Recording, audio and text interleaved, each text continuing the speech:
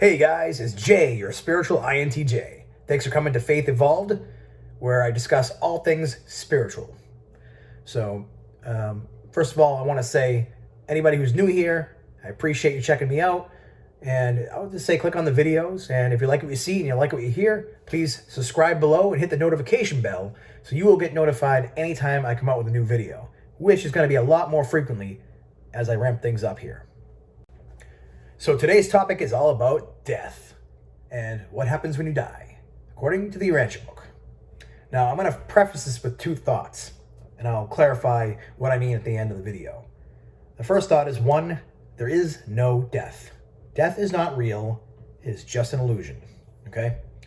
Two, you do need to know about your pre-personality existence to understand your post-Earth experience. So, as I said, you don't really die. Okay, you may have heard some say that you are not a body with a spirit, but you are a spirit with a body. Okay, this is true, but there are some caveats to this. Right now, yes, you are a spirit, but as you know, spirit is a fragment of God. Okay, basically, a part of God Himself left eternity to indwell the mind of your mortal self. Okay, Thought Adjuster is aptly named as such, as it's trying to spiritualize your mind. In other words, bring the human from the finite to the infinite. The eventual goal is to fuse or unite man and God into a new eternal being in the universe.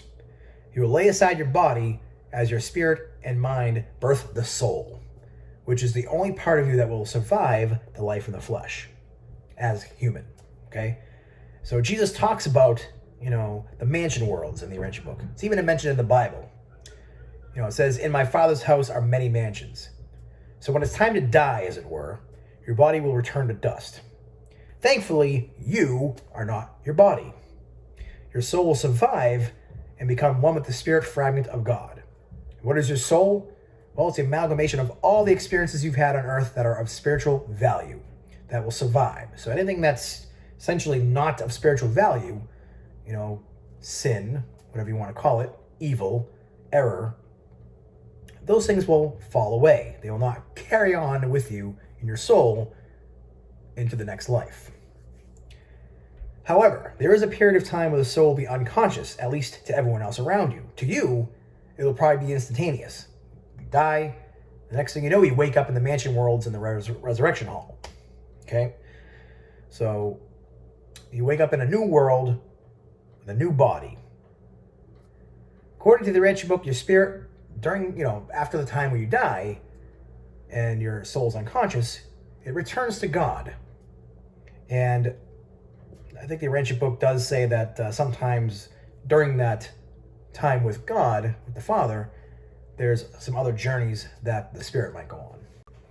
All right, so according to the Urantia Book, when you die, or when your body dies, the spirit returns to God while your soul is transferred to the next stage of existence, which is the mansion worlds. Asterisks. All right, so I do want to get into the nitty-gritty here because I do have to explain this so that it does make sense to you that in the end, I believe there is no death. Okay? So, the Urantia Book does seem to indicate that if you choose not to survive, you as the human will not move forward, but the spirit always retains whatever was of survival value. And keep in mind, it does also explain that sometimes your thought adjuster has been indwelling other mortals before you. Okay? And is gathering all that experience before being incarnated in your mortal form. Okay? So, what does the Urantia Book say about death? Well, it qualifies 3 different kinds of death. The first one does say spiritual death, but it does put next to it, in parentheses, soul, to qualify. What that basically means is that if and when a mortal man has finally rejected survival. So, the mortal character has said, I do not want survival. All right. The second one is intellectual or mind death.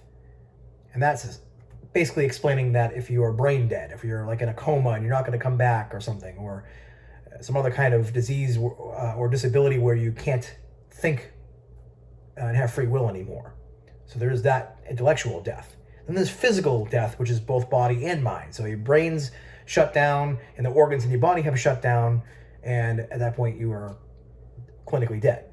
All right, so those are the three kinds of death that the Urantia Book references.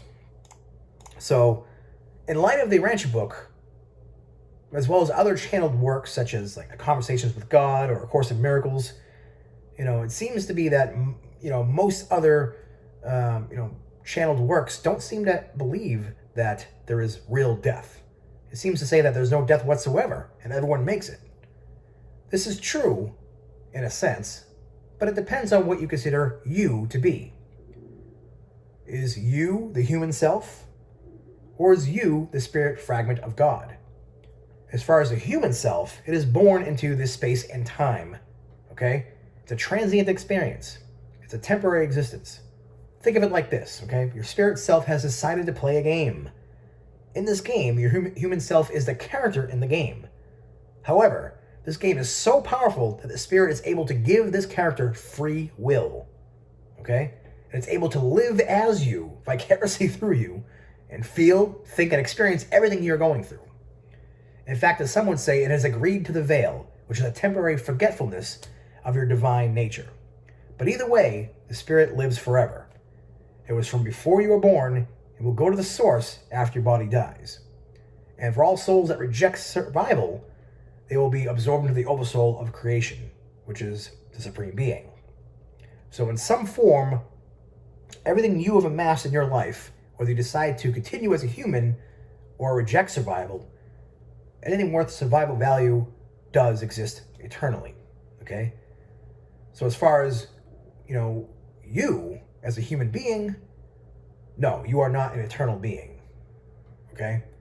You have to tell God that you want to continue eternally, and you will ascend throughout all of eternity as a part of the thought adjuster, as a fragment of God himself. And as far as whether you will experience that part, like when you die, you may experience it, but differently. Like, for example, near-death experiences seem to indicate that people who pass seem to feel connected to God into the whole, like they feel at one with the universe. That part of their consciousness is still awake, but they lose their ego, their sense of being a separate self. So, the individual you can decide not to go on, but the fragment that is, directly a part of God, the absolute God, is always going to exist. So, that's what it means by soul death. Like your individual you, like your experience as a human can die, but your spirit, which is a part of God, will not. So, after your spirit spends time with the Father in paradise, once after you've died and it's proceeded to the Father, it then proceeds to the world where you will live your next life, the mansion worlds. And on the mansion world, your soul is transferred to your new Urantia body, which is part material, part spiritual. Then your spirit rejoins you again to continue your career, as the book calls it. Your soul will wake up in a resurrection chamber to meet your spiritual guides and your friends and family that have passed before you and preceded you to the mansion worlds. I believe at that time is where you will feel your separate individual nature again. This will happen many, many times throughout your career as an ascending soul. The Urantia Book talks about countless worlds you will live lifetime after lifetime as you proceed upward and inward to paradise. So hopefully this helps clarify and reconcile the idea that there is really no death, but your human self can decide whether or not to be a part of your eternal higher self, which is the thought adjuster, a fragment of God. So that being said, of course, some of you may be thinking, well, what about reincarnation? So I did a video about 1.5 years ago that talks all about reincarnation. And essentially, to summarize, the Urantia Book basically says that reincarnation does not exist, in the sense that you as a human person have existed before as yourself. For example, this character, Joseph James Cavallaro Jr., has not existed before on Urantia or any other planet for that matter. However, it does say that the thought adjuster, the spirit living in you, has indwelt possibly countless minds prior to this existence. So yes, if you have a feeling or a notion that maybe you have existed previously, you're probably gleaming it from the thought adjuster. and getting glimpses of past lives that the thought adjuster has experienced. Your higher self, if you want to call it that. Okay? So, but no, you're not here to pay off some karmic debt. You're not, making up for past lives and mistakes you made and sins and whatever. That's what it's basically denouncing. Okay? But yes, you could have had dozens of prior lifetimes. What's awesome about it, the Urantia Book says that when you decide as a human being to fuse with the thought adjuster, you become one, a new being in the local universe, and you get to retain all the past experiences of all the past lifetimes of that thought adjuster. It's a pretty amazing promise. So in summary, like I said, in the end, there is no death. Your thought adjuster is going to go on. Your higher self is going to go on with or without you as a human person. So hopefully this video has been helpful. Any questions, feel free to write me in the comments, or you can reach out to me directly.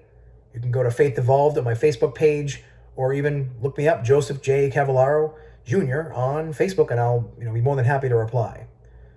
And like I said, if you haven't done so already, please subscribe and hit the notification bell below. And stay tuned, I'll be releasing a lot more videos. Thanks and God bless.